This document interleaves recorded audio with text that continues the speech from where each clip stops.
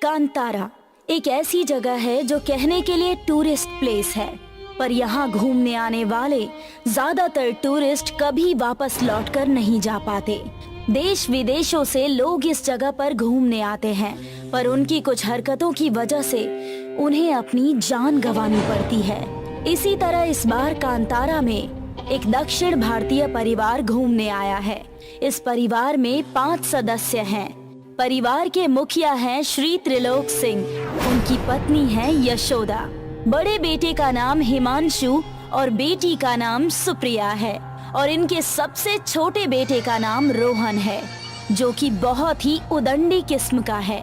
रोहन अपने भाई से अलग होकर जंगल में कुछ देखने लगता है। अरे रोहन, तुम कहाँ जा रहे हो? अरे कहीं नहीं भैया। तुम्हें पता है ना, ये जगह जितनी खूबसूरत है उतनी ही भयानक और डरावनी भी। अरे हाँ भैया, सुना तो है मैंने भी, पर हर सुनी बात सच नहीं होती ना। वो तो पता चल ही जाएगा, बस तू साथ में रह। रोहन को कुछ मजाक सूझता है और वो हिमांशु को डराने की कोशिश करता है। भैया वो देखो आपके पीछे क्या है। हिमांशु घबराकर अचानक पीछे मुड़ता है और देखता है कि वहाँ कोई भी नहीं है। हिमांशु को इस तरह से डरते देख रोहन हंसने लगता है।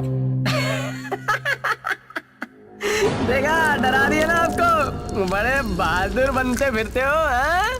अच्छा बेटा, मुझसे होशियारी करोगे हैं? रुको, बताता हूँ तुम्हें। रुक, रात होने दे, अच्छा मजा चखाऊंगा।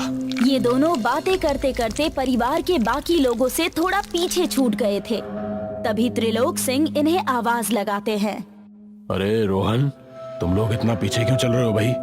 आ जाओ, साथ में चलते हैं। अरे आ रहे हैं पापा, आप आगे चलिए, हम पीछे से आप ही को फॉलो कर रहे हैं। नहीं नहीं, सब साथ में जाएंगे, आ जाओ जल्दी। हिमांशु और रोहन बाकी सदस्यों के पास आ जाते हैं और अब ये लोग अंदर जंगल की तरफ जाने लगते हैं। कितना खूबसूरत जंगल है ना, चारों तरफ हरियाली ही हरियाली दिखाई दे रही है। हाँ, सचमुच बहुत खूबसूरत जगह है। खामखा लोगों ने इसे बदनाम करके रखा है। अरे नहीं माँ, यहाँ सचमुच भूत है। अभी कुछ देर पहले एक भूत ने हिमांशु भैया को डरा दिया। हिमांशु, रोहन क्या बोल रहा है ये सब? हाँ माँ, एक भूत है जिसने मुझे डराने की कोशिश की, लेकिन मैं डरा नहीं, और वो भूत हमारे ही बीच में है। हिमांशु रोहन की तरफ देखने लगता है और हंसने लगता है। देखो, मजाक मत करो, इस तरह का मजाक सही नहीं है। माँ, ये जगह भूतों वाली बिल्कुल भी नहीं लगती। आप फालतू में डर रहे हो। ये देखो, यहाँ कोई भूत वूत नहीं है। रोहन जोर से चिल्लाने लगता है। ए, कोई है? कोई भूत है क्या हमारे आसपास? कोई भूत है? अगर कोई भूत है तो सामने आओ। लगता है डरपोक भूत डर कर भाग गया। देखो रोहन, यहाँ पर इस तरह की कोई मस्ती नहीं। अरे माँ, ये भूत वूत सब बकवास है। देखना, इतना बुलाने पर भी नहीं आ रहा है, तो बिना बुलाए कैसे आ जाएगा? यार, तुम लोग बातें ही करते रहोगे या कुछ नया दिखाओगे भी? क्या देखना है तुम्हें? हाँ? मैं भूत देखना चाहती हूँ। अरे भूत तो यहाँ है ही नहीं, वो मुझसे डर कर भाग गया, डरपोक कहीं का। रोहन ये सब बात कर ही रहा था कि तभी धीरे धीरे जंगल में अंधेरा छाने लगता है।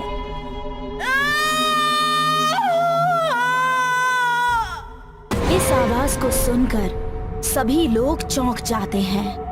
ये क्या था? तुम भूत बुलाना चाहते थे ना? लगता है उस तक तुम्हारी बात पहुंच गई है। तभी एक तेज हवा का झोंका आता है और ऐसा लगता है कि किसी ने जबरदस्ती पेड़ों को हिलाया है। इस हवा के झोंके के साथ एक जोर से बादल गरजने की आवाज आती है, जिससे सभी लोग डर जाते हैं। लगता है बारिश होने वाली है, हमें जल्दी से आगे जाना होगा। जैसे जैसे ये लोग आगे बढ़ते हैं, अंधेरा बढ़ता जाता है और आसपास का माहौल डरावना होने लगता है, और अब जंगल में सिर्फ कीड़ों और चिड़ियों के चहकने की आवाज आ रही है। रोहन सबसे आगे चल रहा है, तभी उसे पेड़ हिलते हुए दिखाई देता है। माँ, वो देखो, वहाँ कुछ पेड़ हिल रहे हैं। रोहन की माँ जब रास्ते की दूसरी तरफ देखती है तो पेड़ का हिलना बंद हो जाता है और वो रोहन को डांटने लगती है। रोहन, मैंने पहले भी कहा था, यहाँ ऐसी मस्ती मत करो। अरे नहीं माँ, पेड़ सचमुच हिल रहे थे। कहीं भूत तो पेड़ नहीं हिला रहा है। पेड़ों के हिलने से पत्तियों की सरसराहट की आवाज आती है और झरने से पानी के बहने की आवाज तेज होती है। तभी इनको दूर से किसी के चिल्लाने की आवाज आती है।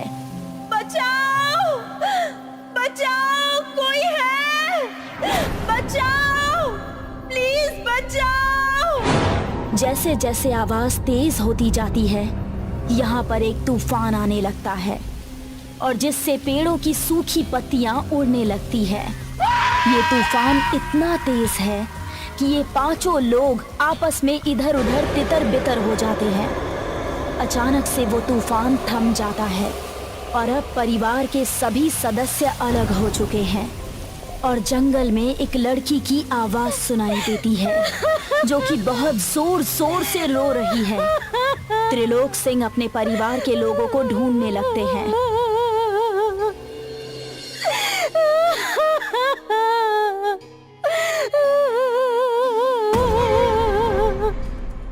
तभी त्रिलोक सिंह को अपने आसपास किसी के होने का एहसास होता है। वो पीछे मुड़ते हैं तो उन्हें झाड़ियों के पीछे कोई दौड़ता हुआ दिखाई देता है। वो जल्दी से झाड़ियों के पास जाते हैं जहां उन्हें खून ही खून दिखाई देता है और उन्हें वहां पर सुप्रिया के दोनों सैंडल पड़े हुए मिलते हैं। सुप्रिया, कहाँ हो तुम? त्रिलोक सिंह वहां बिखरी हुई खून की बूंदों का पीछा करते हैं और कुछ दूर जाने पर उन्हें एक मरा हुआ शरीर दिखाई देता है जिसे देखकर वो जोर से चिल्लाते हैं। तभी वहां पर यशोदा, रोहन और हिमांशु भी आ जाते हैं और सामने पेड़ पर लटकी लाश को देखकर ये तीनों चिल्लाने लगते हैं। लाश के पूरी तरह से चीथड़े चीथड़े हो चुके हैं। शरीर को किसी जानवर ने बुरी तरह नोच डाला है जिसे देखकर यशोदा बेहोश हो जाती है। रोहन भी डरकर रोने लगता है। लाश की हालत इतनी खराब है कि उसे देखकर पहचानना मुश्किल है कि ये किसी इंसान की लाश है या फिर किसी जानवर की।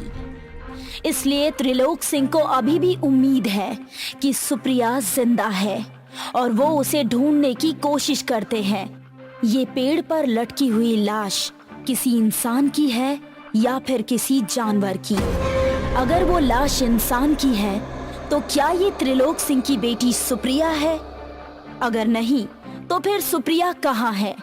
लेकिन त्रिलोक सिंह को यहाँ पर अपनी बेटी सुप्रिया के सैंडल मिले हैं, इसलिए उसको लगता है कि ये लाश उसकी बेटी सुप्रिया की है। त्रिलोक सिंह, यशोदा, हिमांशु और रोहन इस लाश को देखकर रोने लगते हैं। तभी इन्हें सामने से सुप्रिया आती हुई दिखती है जो कि एक आदमी से बात कर रही है। अपनी बेटी सुप्रिया को जिंदा देखकर त्रिलोक सिंह और यशोदा बहुत खुश होते हैं और आते ही उसे गले लगा लेते हैं। बेटा, बेटा कहाँ चली गई थी? हम तो डर ही गए थे। मम्मी, इसमें डरने वाली कौन सी बात है? आपको पता है आज मैंने क्या देखा? क्या देखा? आज मैंने अपनी आंखों से शिकार होते हुए देखा। क्या ये सब तुम्हारी आंखों के सामने हुआ? हाँ भैया, ये सब मैंने अपनी आंखों से देखा।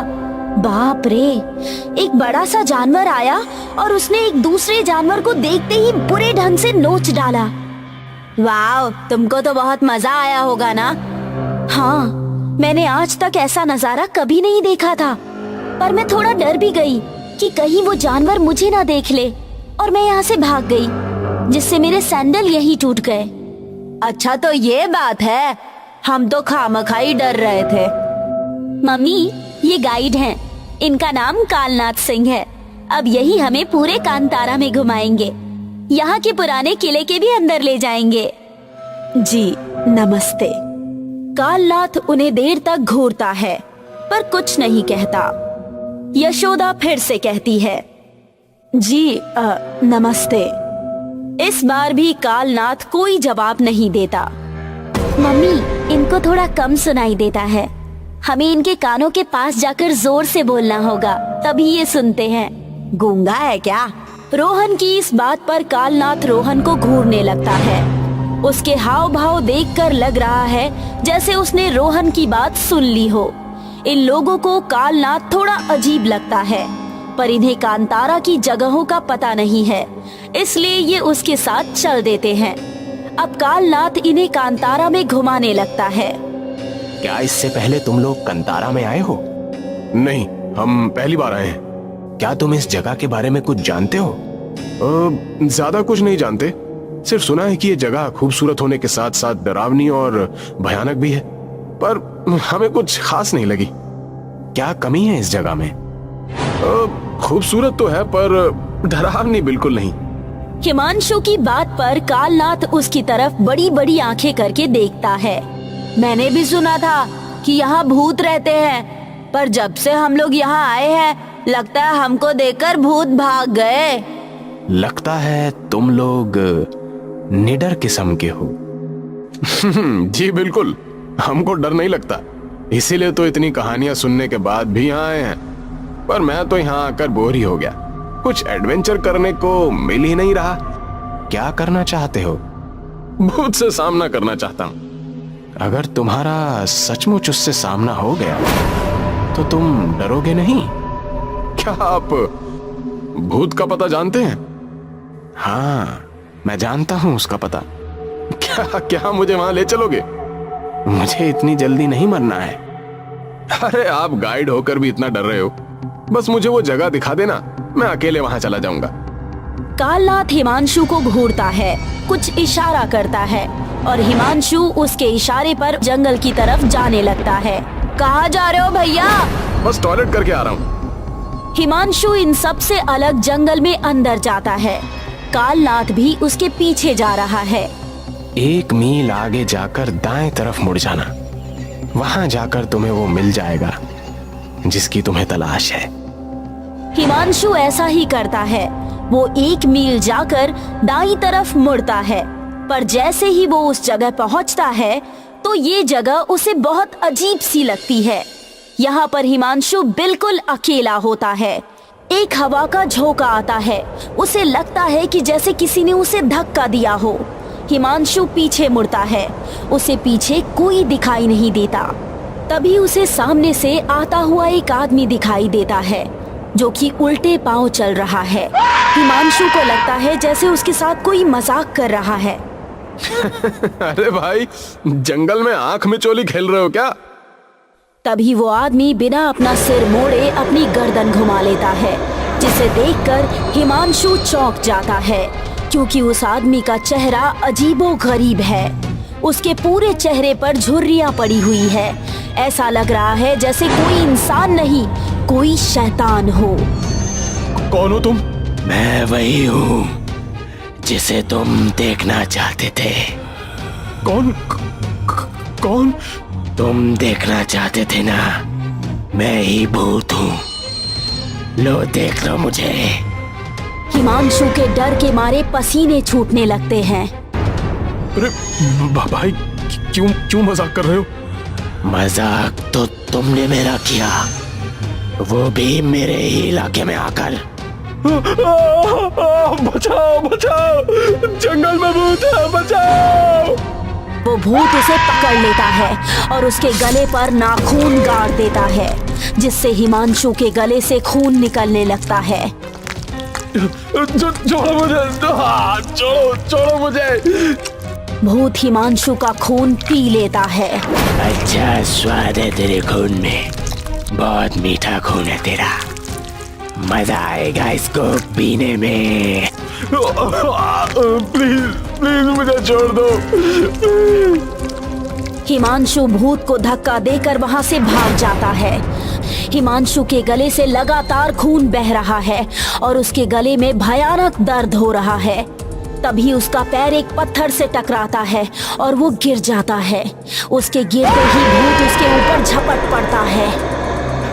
अब नहीं छोड़ूंगा, अच्छा गोश्त मिला है खाने को, तेरा मांस खाकर मैं आज अपनी भूख मिटाऊंगा। वो भूत हिमांशु के गले पर दांत मारता है और उसके गले से खून चूसने लगता है। हिमांशु तड़पने लगता है और कुछ ही देर में वो भूत हिमांशु के शरीर से उसकी गर्दन को अलग कर देता है। अब वो शैतान हिमांशु के शरीर से मांस नोच कर खाने लगता है। उस शैतान को देखकर लग रहा है कि जैसे कोई जानवर किसी दूसरे जानवर का मांस खा रहा हो।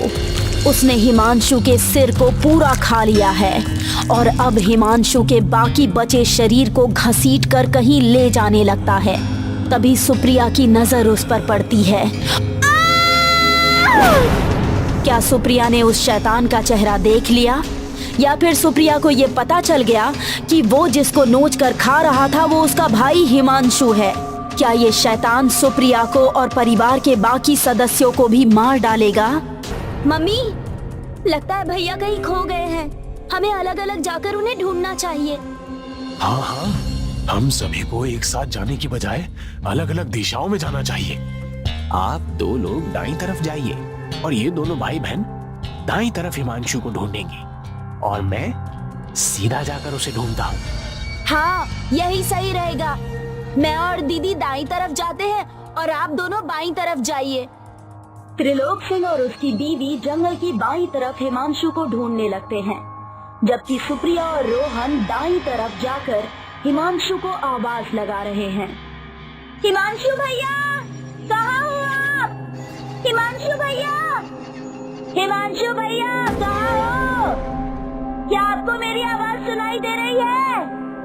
रोहन और सुप्रिया के देर तक आवाज लगाने के बाद भी उन्हें हिमांशु का कोई संकेत नहीं मिलता है।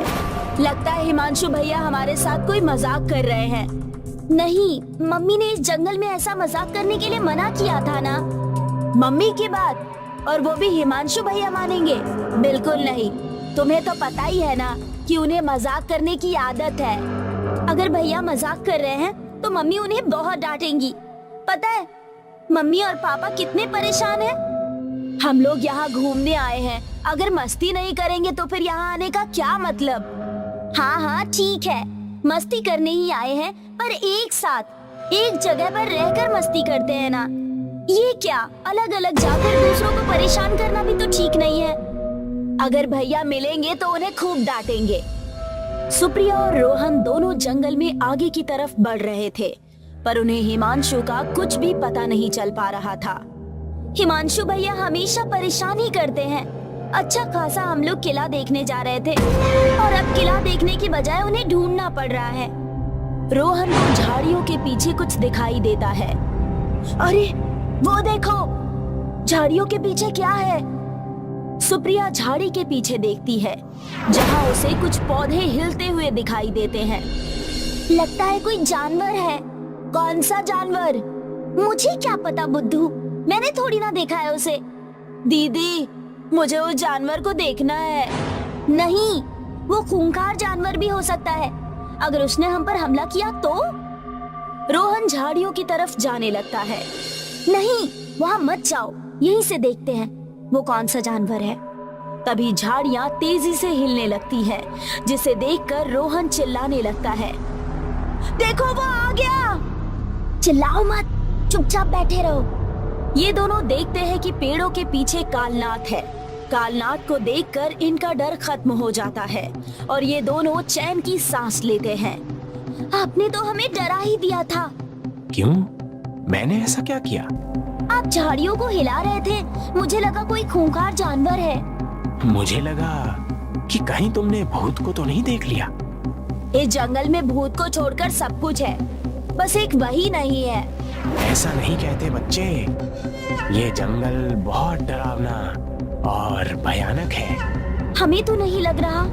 हाँ, जंगली जानवर जरूर है। जंगल में एक तालाब है जिसके किनारे भूत नहाने के लिए आते हैं। क्या आप भी मजाक करते रहते हो? नहीं, मैं मजाक नहीं करता। उस तालाब में सचमुच भूत आते हैं। अच्छा, तो ये बात है। अगर मैं उस तालाब में एक डुबकी लगा लूंगा तो बेचारे भूत डरकर भाग जाएंगे।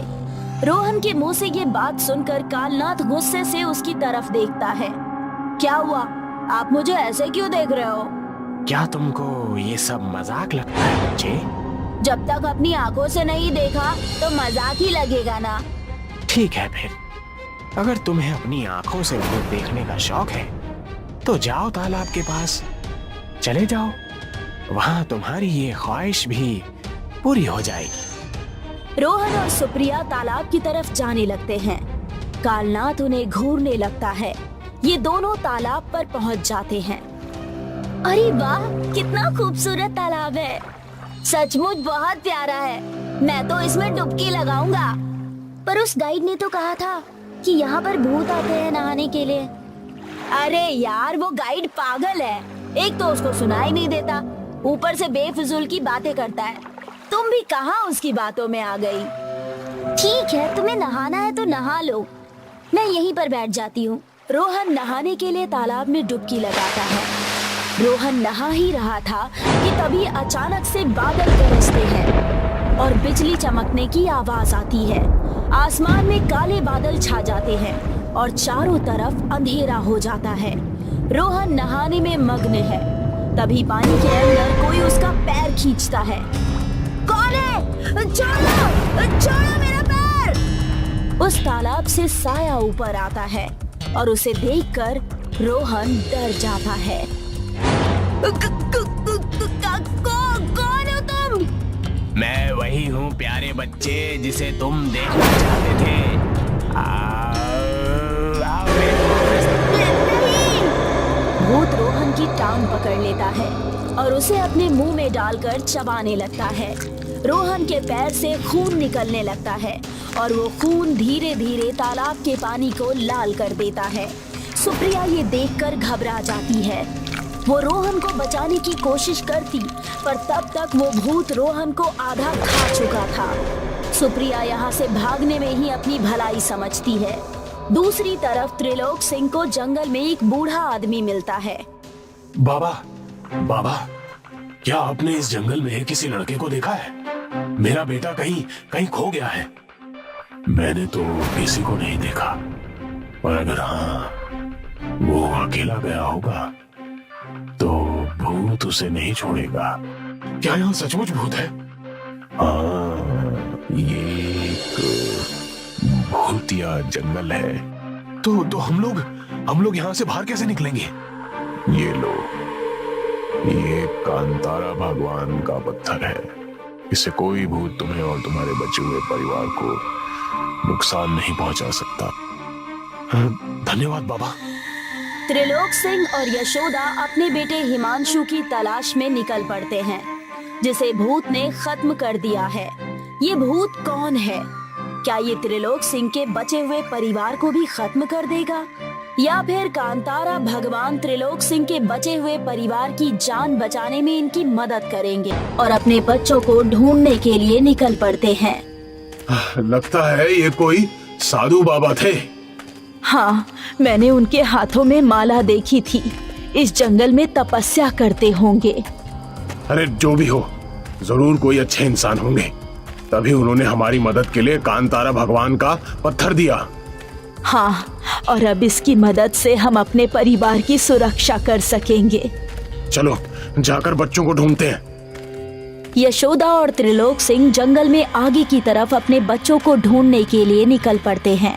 हिमांशु बेटा, कहाँ हो तुम? हिमांशु! हिमांशु बेटा, कहाँ हो तुम?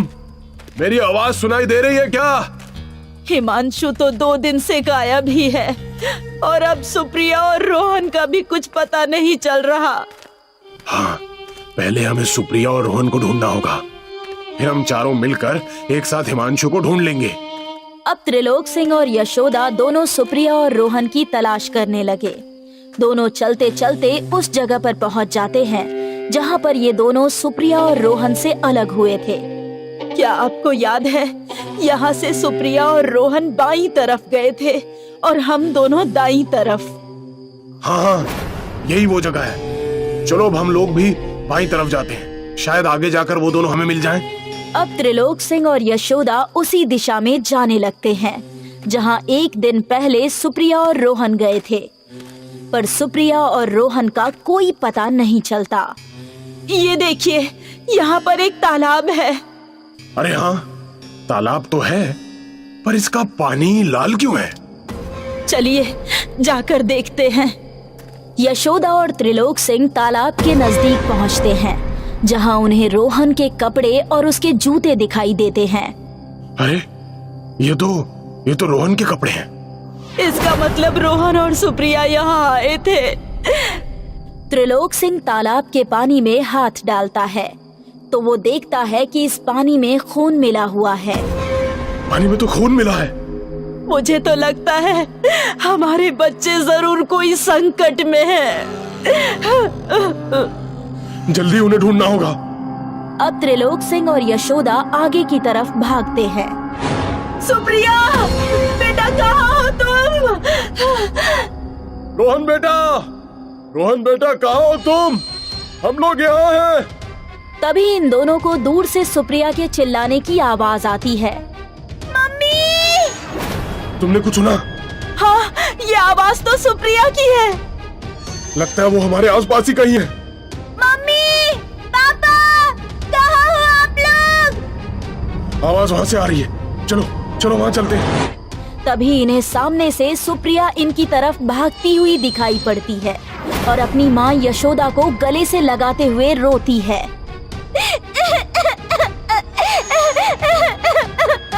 रो मत बेटा, अब हम आ गए हैं ना।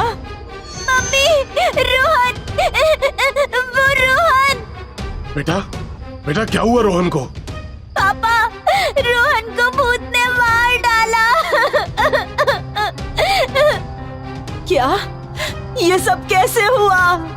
मम्मी, हम दोनों तालाब के किनारे गए थे। रोहन नहाने के लिए तालाब में उतरा। वो नहा ही रहा था कि भूत ने आकर उसका पैर खींचा और रोहन को वही मार डाला। रोहन की मौत के बारे में सुनकर त्रिलोक सिंह और यशोदा रोने लगते हैं। बेटा, हिमांशु का भी कुछ पता नहीं चल पा रहा है। मुझे तो नहीं लगता कि हिमांशु भैया अब जिंदा है। ये जंगल बहुत डरावना और खतरनाक है। हमें यहाँ से वापस चले जाना चाहिए। तुम ठीक कह रही हो बेटा, चलो घर चलते हैं। हाँ, हमें यहाँ आना ही नहीं चाहिए था। अब ये तीनों घर के लिए जाने लगते हैं, पर शाम होने की वजह से इन्हें कुछ भी साफ साफ दिखाई नहीं दे रहा है। मम्मी, अंधेरा बहुत हो गया है। मुझे तो रास्ता भी ठीक से दिखाई नहीं दे रहा। बेटा, जो भी हो, हमें रात होने से पहले इस जंगल से निकलना है। जल्दी चलो, क्योंकि रात को यहाँ पर हमारी जान के लिए भी खतरा है। ये तीनों तेजी से जंगल से बाहर की तरफ बढ़ने लगते हैं। तभी इन्हें सामने से कालनाथ आता हुआ दिखाई देता है। कहाँ जा रहे हो आप लोग? अब हमें नहीं घूमना इस जंगल में। हम अपने घर वापस जा रहे हैं। क्यों? क्या हुआ? ये तो बहुत खूबसूरत जगह है। जो भी हो, अब हमें यहाँ एक पल के लिए भी और नहीं रहना। तुमने तो यहाँ का किला ही नहीं देखा। चलो, मैं तुम्हें किला दिखाता हूँ। हमें नहीं देखना कोई किला विला।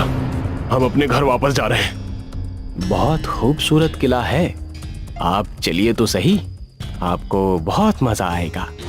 हमने कहा ना, हमारा मन नहीं है। आप हमें घर जाने दीजिए। हमें अपने घर वापस जाना है। चलो बेटा, तुम्हें तो देखना था ना किला। कालनाथ सुप्रिया का हाथ पकड़ लेता है। अब तो तुम्हें चलना ही पड़ेगा। छोड़ो मेरा हाथ, हमारी मर्जी। हमें नहीं देखना कोई किला विला।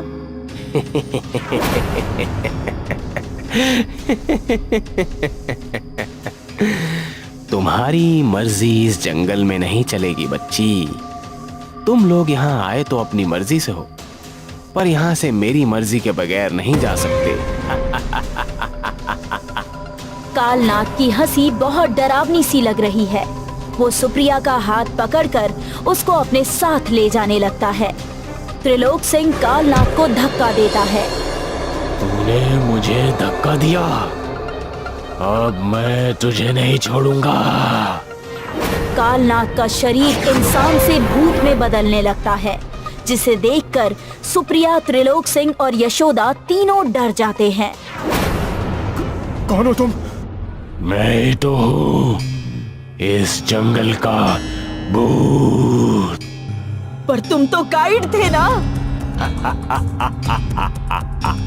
कहा गए ना तुम लोग भी धोखा।